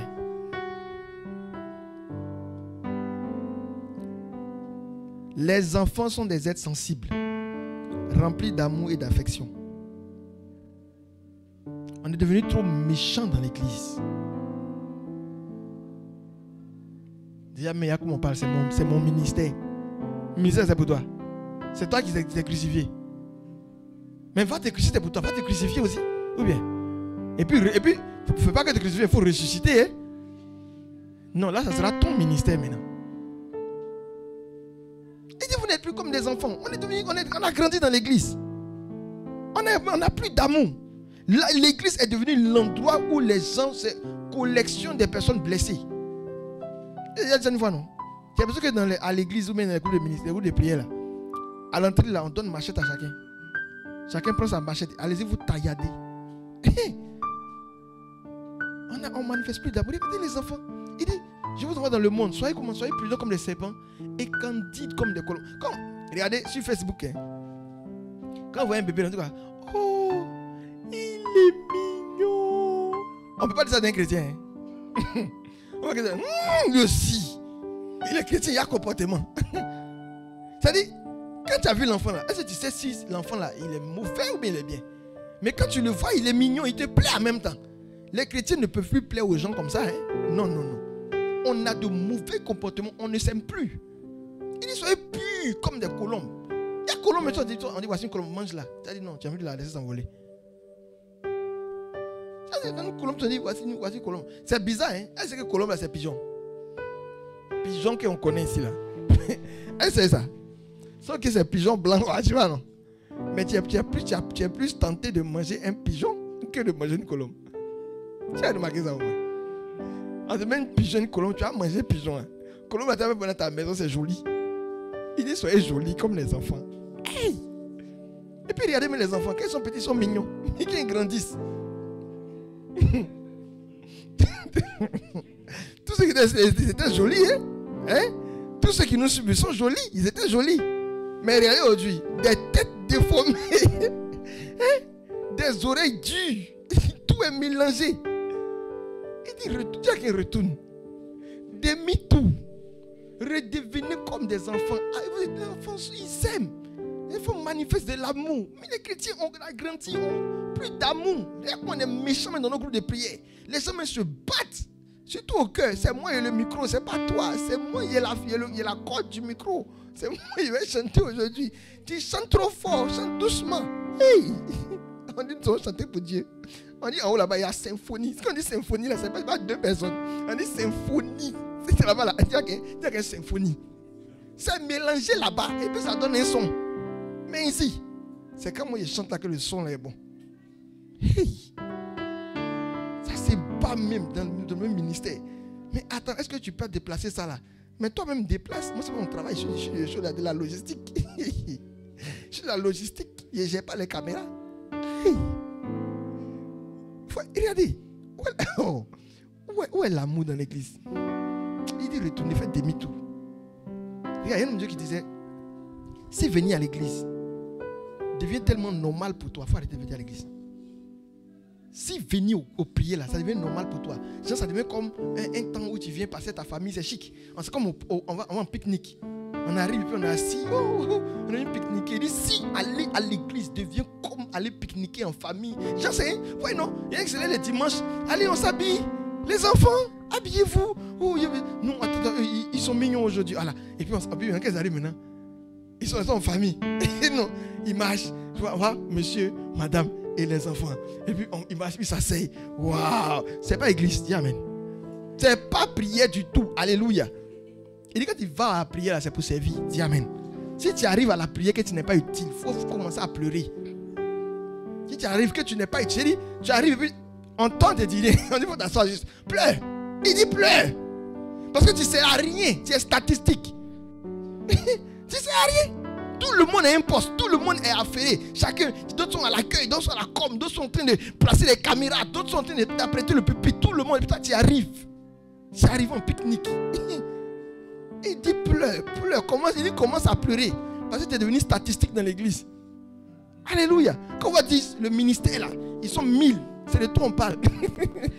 Quand on dit mais c'est de toi on parle. Parce que tu n'as aucun poste. C'est vous. Vous n'avez pas remarqué que souvent quand on compte les gens du ministère, on ne compte pas les gens de la logistique. Les gens qui travaillent, on ne les compte pas. On ne parle pas d'eux. Quand on dit il y a une croisade, puis il y a 10 000 personnes, c'est sans le staff. Statistique. 10 000 personnes assises. À ne rien foutre. Dis amen. 10 000 personnes assises. Tu t'assois trop dans l'église là. Il ne faut pas ça t'arriver. Si ça t'arrive, tu commences à pleurer. Il faut te lamenter même. Mais pour toi, c'est fini. Tu n'as plus de place. On dit, vous me servirez et je vous bénirai. Comment dire, je vous bénirai. La bénédiction est conditionnée par les services. Tu ne sais pas, mais toi, tu chauffes la paix et tu veux qu'on te bénisse. Qui va te bénir? Alléluia. Dis à quelqu'un, fait demi-tour dans ta tête. Et redeviens comme un enfant. Il faut redevenir sensible. Les chrétiens sont trop durs. Alléluia. Les chrétiens sont trop durs, carrés. Aucune sensibilité. Ce n'est pas formation militaire, dis amen. Ce n'est pas formation militaire. C'est formation à l'amour. Le gars même qu'on suit là, il s'appelle amour. Non, on se forme à lui ressembler, on devient amour. Mais on est dur, on n'est pas sensible. Il dit, soyez candides comme des colombes. Quand tu vois colombe, il est joli. Toi, quand on te voit, c'est chrétien. On a peur de toi. Dis à quelqu'un, change. Amen. On a quel point?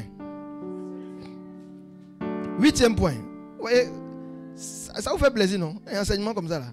C'est bien détaillé, comme ça, il y a beaucoup de points. Quand vous voyez beaucoup de points, vous savez que l'homme de Dieu a pris le temps de préparer aussi. Alléluia. C'est pas du réchauffé. Amen. C'est du frais. Et ça fera du bien à ton âme au nom de Jésus. 8e point. Pourquoi Christ peut dire que les enfants, que le royaume des cieux est semblable à des enfants? Les enfants veulent être utiles. Regardez quand tu prépares même. Les enfants sont là autour. Maman, il peut t'aider. Il fait ci. Les enfants cherchent à être utiles. Les enfants cherchent à être utiles là où ils sont. Ils ont envie de faire quelque chose. Ils cherchent à aider de façon spontanée. Mais vous, nous on pense qu'on a été déjà trop utile. Et que maintenant on a l'heure des récompenses. C'est maintenant qu'on doit recevoir quoi. Parce qu'on a été beaucoup utile. Quand on est chrétien, on pense qu'on a été utile. Donc c'est la récompense. Après on a commencé à prêcher des faux messages. Soyez vous chrétiens, ne souffrez plus. Arrêtez de souffrir. Qui a dit? C'est le début même de la souffrance en réalité. Le jour où il s'est appelé que lui il est le fils de Dieu, là, on a commencé à chercher à le tuer. Amen. Les enfants cherchent à être utiles. Mais quand on est chrétien, là, on ne veut pas être utile à quelque chose. On est assis dans l'église, on ne fait rien. Les chrétiens musulmans, c'est peut-être les personnes les plus inutiles de la planète. Est-ce que vous faites quelle trouvaille? Bon, bénissez Dieu qu'il y a encore des monseigneurs qui arrivent à trouver médicaments contre Covid. Ils ont été combien de monseigneurs à chercher? Lui, c'est la chose qu'on a fait, il a trouvé. On dit pour lui, c'est pas 100%, il a 1000% de réussite. Tous les cas qu'il a traités, là, en 5 jours, c'est réglé. Covid a disparu. C'est un monseigneur. Est-ce que tu comprends? Un monseigneur, ça veut dire c'est un homme de Dieu. Toi et moi, on est partis à l'école, on est encore dans l'école, même mon travail là. On a réfléchi à ça. Non. Toi aussi, c'est le Covid. C'est le Covid-19 en plus. Le Covid qui est en train de rendre des poches vides. C'est ça, non? On est là. On cherche rien, on n'est pas utile. Il dit, regardez les enfants. Quand un enfant quelque part, que tu fais quelque chose, je peux se lever aussi. Il peut faire. En fait, il ne peut pas rester là à ne rien faire. Mais nous, on est dans le ministère. Le jour où on ne donne pas de travail, on est heureux. Oh Dieu, au moins. T'as dit, m'a parlé de soulever quelque chose. T'as dit, m'asseoir. Et puis tu es heureux. Tu as quelqu'un, aie pitié. Oh, shame on you. Faut avoir pitié de toi-même. Oh Dieu, il n'y a pas d'intercession. On dit, on est sauvé. Tu es sauvé où? Chacun est sauvé. L'enfant reste, il cherche à être utile. Il cherche à ce qu'on... Tu vois l'enfant, maman, il allait payer pour toi. Il va aller payer pour toi. Mais les gens dans l'église, dans le service de Dieu, non, si tu lui dis, va faire ça, tu l'as emmerdé. Il était assis tranquille. Il était assis tranquille. Il méditait en plus. Ça, non? Vous méditez, vous ne trouvez jamais de révélation. Mais c'est vous qui méditez et puis on vous envoie, vous dites, il ne faut pas partir. Les enfants cherchent utile. Il dit chercher à être utile pour le Seigneur. Tu dois lutter même. Si tu es là comme ça, que tu n'as aucun poste, tu ne fais rien, ça doit te faire mal. Mais pourquoi moi ici, là, tout le monde fait? Il y en a qui sont en train de chercher à élargir le ministère, d'autres vont même ailleurs, d'autres sont en train de créer des choses. Regarde, mais regarde. Notre père le fondateur appelait ça avant-hier encore. Hein? Des gens qui sont assis dans les quartiers et puis se plaignent, mais pourquoi depuis il n'y a pas d'évangélisation ici? Il dit, tu attends quoi? Tu attends quoi? On est dans les quartiers ici là même. Il n'y a personne ne prie. Toi, tu es idiot. Toi, tu es idiot même. Personne ne prie. Tu es dans les quartiers. Tu es dans les quartiers. Et puis ici là, personne ne prie. Tu es idiot. Toi-même là, tu attends quoi pour prier? Tu attends quoi pour commencer à réunir les gens? Non, tu as dit même, depuis on est ici là, il n'envoie même pas quelqu'un pour venir commencer une section ici. Tu es là-bas non? Tu n'es pas là-bas? Non, tu n'es pas là-bas. Il parlait, il dit, quand Christ a dit allez-y là, c'est déjà allé. Ah, on est dedans. On n'attend plus quelqu'un d'autre pour dire il faut partir. Toi-même là, il faut commencer. Hey! On ne cherche pas à être utile. Non. En fait, et c'est le mal de cette génération là. C'est-à-dire, si on ne nous donne aucun travail, on est heureux. C'est le mal de cette génération. Des gens peuvent rester là, en état végétatif, de 6 heures à 23 heures. C'est-à-dire, il peut se coucher dans un canapé comme ça et puis il ne bouge plus. Si on crée un travail, concours du paresseux, comment dire là, travail des paresseux, il y a cette entreprise va être saturée de clients, saturée de membres qui vont postuler là-bas. Comment des gens peuvent rester en état végétatif? Ils font rien et ils sont heureux. Quand tu leur dis fais quelque chose, petit travail, tu lui dis net, voici le visage là, ils sont pressés et puis ils sont lâchés dedans.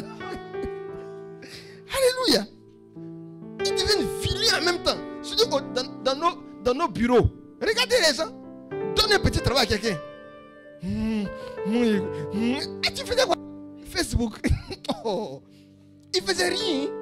Mais il faut lui donner un petit travail. Tiens, ça va, aujourd'hui tu fais ça, tu fais ci, tu fais ça. Mais attends, tu fais quoi ici? Tu fais quoi ici? Non, tu es venu au travail, ça fait quoi? Il y en a qui vont travailler, ils n'aiment pas qu'on leur donne travail.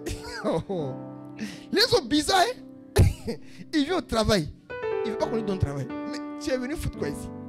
C'est pareil pour le ministère. Non. En tout cas, apostolat là. Moi, en tout cas, il veut appartenir à l'apostolat. Tu arrives et on te dit, bon, il y a une intercession tous les jours, de 3 à 6 heures. C'est quoi ça? Non, tu es venu foutre quoi ici? Tu es venu foutre quoi dans l'apostolat là? Il fallait rester là-bas. Tu arrives, on te dit, non. Voici, tu es dans l'accueil ou bien dans la com. Et puis tu dois faire réunion chaque mercredi. Ah non, moi je trouve que chaque réunion. Mais tu es venu foutre quoi ici? Vous voyez comment on est devenu paresseux? On ne veut plus rien faire. On ne veut même plus être utile.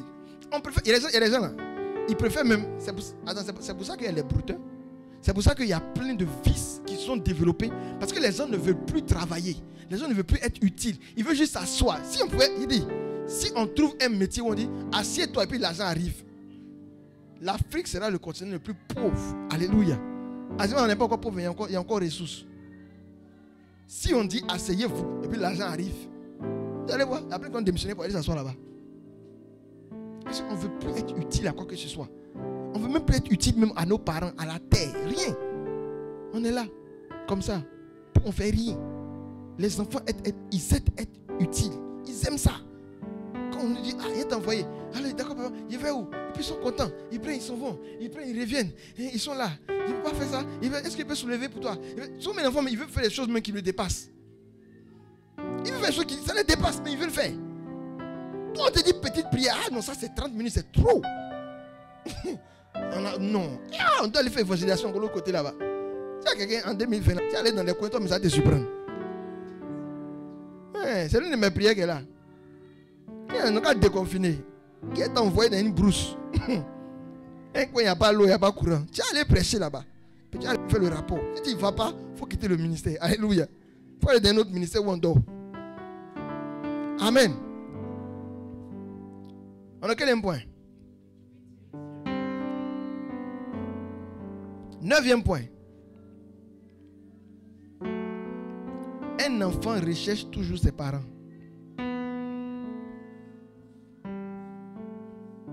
Un enfant, il recherche toujours ses parents. Mais vous et moi, on pense que souvent on dérange Dieu. Qui pense souvent qu'il dérange Dieu? Et c'est qu'à minuit, un enfant peut se lever pour aller chez ses parents. À minuit, il se lève et puis il s'en tape. Il s'en et puis, pour lui, maman, papa, pour lui c'est quoi? C'est normal.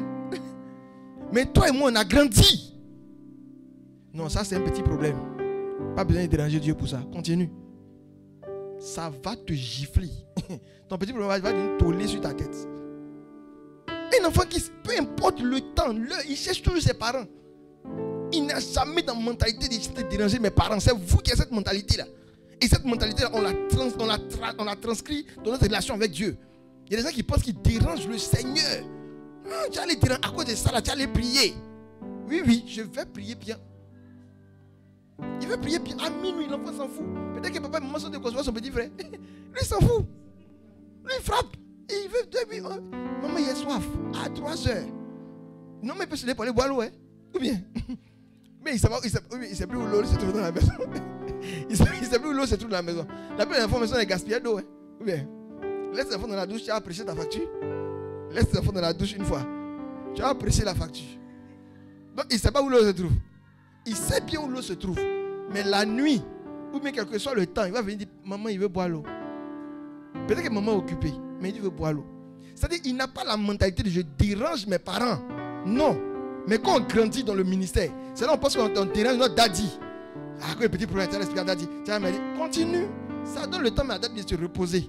Quand ça te gifle là, ne viens pas aussi. Reste là-bas. Toi, tu as dit, c'est un petit problème. J'ai le problème. J'ai. Il n'y a qu'un j'ai. Non, dis à ton voisin, j'ai. Hey, pourquoi déranger les gens?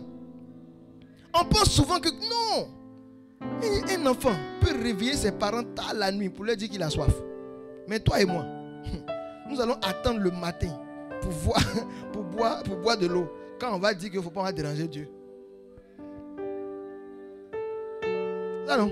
Non, il a dérangé Dieu. Hey, ça, pour ça encore tu allais prier. Donc on voit si on peut tenir. Le matin tu es mort. Il a essayé de tenir. Il est soif, mais il a essayé de tenir parce que s'il m'a dérangé, mes parents là, c'est pas bon. Je ne vais pas mourir de soif. Vous voyez quand on grandit dans le ministère, on pense qu'on dérange les gens. En fait, c'est quelque chose qui arrive à tout le monde.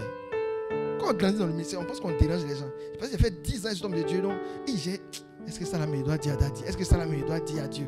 Est-ce que ça vaut la peine même de prier? Ça, c'est un petit truc. Continue. De petit truc en petit truc, ça une montagne. Alléluia. Soyez comme des enfants. Regardez les enfants. Les enfants eux-mêmes ne se dérangent pas. Eux-mêmes, ils ne se gênent pas du tout. Mais c'est nous, on se gêne toujours. On est toujours en train de se gêner, même vis-à-vis de Dieu. Dieu même veut t'écouter, toi tu te gênes. Non, c'est à cause de ça, il y a les prières. Ça, est-ce que Dieu me donne? C'est toujours moi. Surtout, voilà. Surtout quand vous êtes dans des vices terribles qui ne finissent pas. Des péchés qui ne finissent pas. Les gens qui aiment sortir enfants des gens. Mariez-vous. Hein? Dis à ton voisin, il faut te marier. Oh, dis à un voisin, il faut te marier. Hey! Arrête tout bien. C'est toujours toi quand tu finis de gérer la petite nette. Tu t'assois seul. Il a prié. Est-ce que Dieu va m'écouter? Dis que tu es giflable. Oui. En fait, souvent même, je pense que Dieu il a trop sensé. Il devait créer une catégorie dans les gifleurs. Dès que tu commences, il apparaît, puis tu gifles et puis il disparaît. Tu vas arrêter tes bêtises.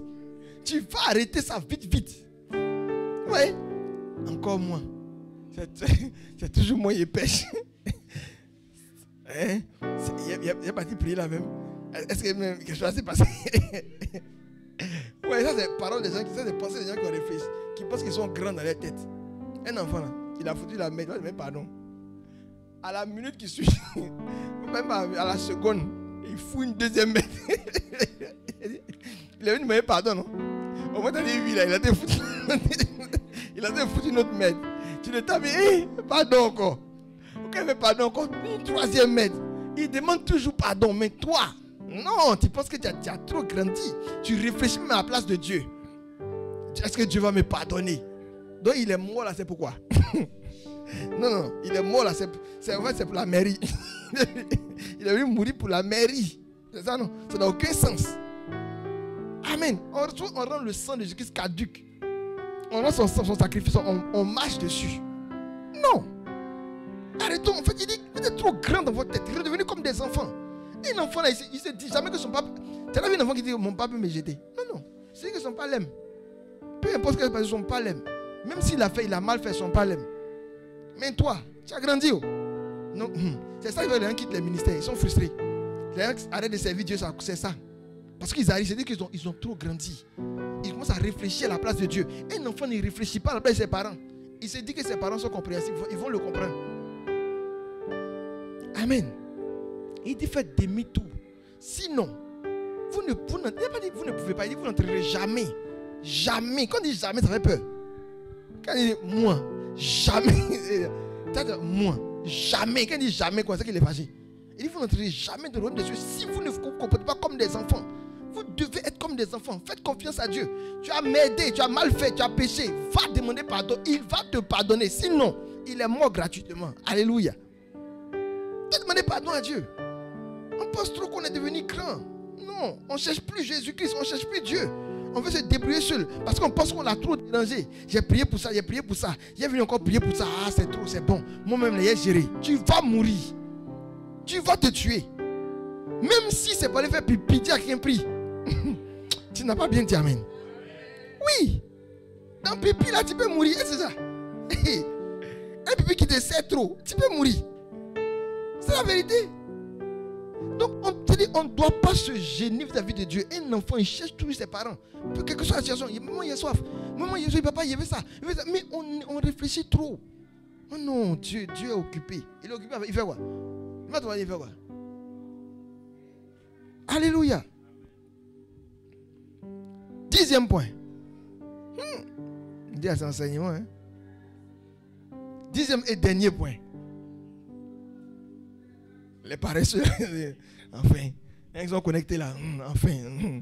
Vraiment, ça commence à durer là. On arrive dans 20 points ici. Tu n'as rien vu encore. Dis amen. Au ciel là-bas, il y a une éternité d'enseignement. Donc il faut commencer à t'habituer ici. À dire qu'à habitue ton corps. Les enfants sont les seuls êtres à garder un regard admiratif. Ça, c'est un conseil pour ceux qui servent Dieu dans le ministère. Regardez quand un enfant regarde son papa, ses yeux sont remplis d'étoiles. En tant que toi, tu regardes, son papa, il est drogué. Hein? Toi, tu regardes papa, tu dis, il est mauvais. Oh. Mais quand un enfant le regarde, il va être comme papa. Il garde un regard admiratif. Le Seigneur me disait pendant que j'écrivais cet enseignement, il dit, le jour où ton regard change vis-à-vis d'une personne, tu ne peux plus apprendre de cette personne. C'est fini. Le jour que ton regard change vis-à-vis de ton père spirituel, il peut plus, non mort, il peut plus être ton père spirituel, c'est fini. Le jour où ton regard admiratif, le regard de, tu vois, regarde, souvent, ouais, il y a des gens qui vont te regarder prêcher, puis tu as l'impression des enfants. Lui-même, il est vieux, hein. Il te regarde prêcher, puis il est en extase. Il est heureux. Ses yeux sont écarquillés comme ça. Soit toi, quand tu es impressionné, non. Le jour où ton père spirituel arrête d'impressionner, ce jour-là, tu es foutu. Il faut changer de père spirituel. Donc, tu dois toujours garder un regard admiratif. Les enfants ont toujours ce regard admiratif. Pendant que nous, les grands, on voit les défauts du papa. Hein, l'enfant, là, lui, voit son papa comme une bonne personne. Toi, tu peux regarder le papa, tu as dit non, c'est un drogué. Mais lui, quand il voit son papa là, il est content, il est heureux de le voir. Parce qu'il regarde, c'est-à-dire quand il regarde son papa, il voit c'est un regard admiratif. Et on a perdu ce regard. Et on continue de perdre ce regard. Et c'est dangereux pour nous. Lui, si tu perds le regard que tu as sur ta femme, tu ne vas plus l'aimer. Tu vas commencer à voir ses défauts. Voilà, tu dois prier même pour que tu puisses avoir toujours ce regard admiratif de ton mari ou de ta femme. Si tu n'es plus, le jour où tu regardes ton mari et que tu n'as plus les étoiles dans les yeux, tu commences à voir tous ses défauts en même temps. Et c'est ce qui nous arrive souvent. Quand on s'est trop proche d'un homme de Dieu, on est trop proche de lui, on commence à perdre ce regard admiratif. Et on commence maintenant à le voir en tant qu'un homme, c'est les normal. Et puis on commence à voir ses défauts. Le jour où tu commences à voir les défauts de ton père spirituel, mon frère, il faut changer de ministère. Je préfère ça. Sinon, tu vas te choper une malédiction. Demandez à Noé et puis ses enfants. Mais vous savez pas ce qui est arrivé. Demandez à Noé et puis ses enfants. C'était le même père ivrogne avec les a maudits et puis ça a prié. Ou bien? Il avait bu. Hein? Normalement, il ne savait pas prendre ou bien. C'est un soula. Mais dis à quelqu'un dans la souladise. Dis dans la souladise. Il a maudit un. Et jusqu'ici, jusqu'à présent, les noirs ne s'en sortent pas. Pour t'amuser. Cham là, il était noir. Il était noir. Tu comprends maintenant, non? Quand tu seras assujetti à tes frères pour toute ta vie, là, partout le noir est, il lutte pour s'en sortir. Tu vas remarquer. Il lutte pour avoir reconnaissance. Demandez à Noé. Bon, moi, c'est ma philosophie. Hein. Il ne dit pas que c'est ce que le monde pense. Moi, il dit ce que moi, il pense. Moi, il pense que de la manière dont Noé a maudit Cham, là, c'est ça qui a fait que jusqu'à présent, nous, on souffre. Et il a maudit même. Regardez, en fait, regardez les malédictions de Cham. Vous allez voir le peuple noir. On est marginalisé partout. Même quand on dit on a réussi, c'est qu'on est athlète. Attendez, c'est faux. Même quand on dit on a réussi dans la musique, mais on est athlète. On ne trouve jamais rien. Et même quand on trouve, on prend nos trucs là pour donner à des blancs, on dit c'est eux qui ont trouvé. Regardez la malédiction. Il a dit tu seras assujetti à tes frères partout, toujours. Et regardez la suite, vous allez voir.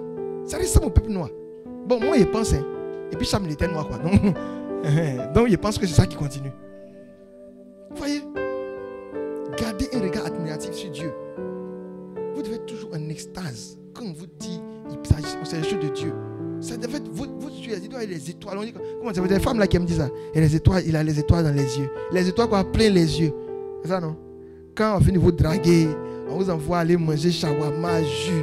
On vous a fait tourner un peu dans votre voiture fréonnée là. Quand vous rentrez, on dit vous avez les étoiles plein les yeux.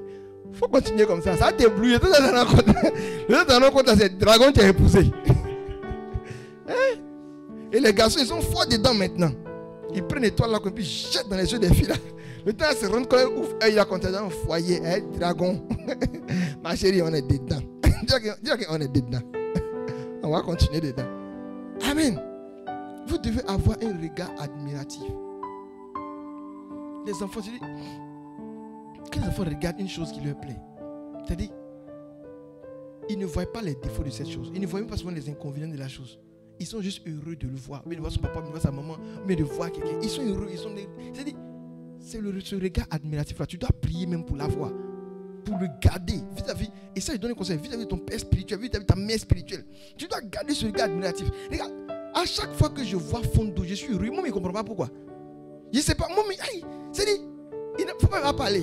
Quand il ne parle pas, même c'est grave même. Quand il ne parle pas, c'est grave. Il est assis seul, je suis content. En fait, si tu perds ce petit truc-là, si tu as perdu ça, tu es foutu dans le ministère. Si tu as perdu, tu es foutu. Tu dois être heureux. C'est-à-dire, même voir sa photo, même. Quand tu vois sa photo, quand tu es content. C'est que je crois sa photo, quand moi je suis heureux. Je suis heureux. Si tu perds ce petit truc, ce regard admiratif, tu es foutu dans le ministère. Alléluia. Amen. Mais ma prière, c'est que tu ne perdras jamais ce regard admiratif au nom de Jésus-Christ. Tiens-toi debout, tiens-toi debout. Si tu es à la maison, tiens-toi debout aussi. Pas parce que tu es à la maison que tu te lèves-toi dans le salon des gens. Amen. Lève-toi, lève-toi, tiens-toi debout. Et nous allons prier. Nous allons prendre 10 points de prière. Conformément à ces 10 points que nous voulons de voir. Je veux que tu pries. Amen. Tu vas élever la voix, conformément à Matthieu 10, verset 16. Il dit, voici, je vous envoie comme des brebis au milieu des loups. Le premier point, c'est la capacité d'adaptation. Je veux que tu élèves la voix et puis tu demandes à Dieu, Seigneur, donne-moi de pouvoir m'adapter, quelles que soient les circonstances et les situations. Que je ne puisse pas mourir par manque d'adaptation. Que partout, j'ai cette capacité à m'adapter. Élève la voix, élève la voix, élève la voix et prie. Prie, prie, prie, prie. Demande à Dieu cette capacité d'adaptation. Marabayons, les gabros chata, les riato la mande, les gabra, la zia la mande, les bros, sotabaya. Prie, prie. Demande à Dieu cette capacité d'adaptation. Maro brasege di la mande. Legabra, Mazia. Rebrondo lo moshe tabaya. Metoto yo lo bronde la mande. Demande à Dieu cette capacité d'adaptation. Dis à Dieu qu'il t'accorde cette capacité d'adaptation. Tu veux pouvoir t'adapter comme les enfants à tout environnement, à tout terrain, à toute entreprise dans laquelle il va te placer, à tout poste auquel il va te demander de le servir dans le ministère. Que tu puisses pouvoir t'adapter. Élève la voix, prie. Mantolo boye talaba, maso kaba. Le brando lo moshe tabaya la mande. Le gabra, masia la bro, she tabaye. Le mama masoto lo boye la mande.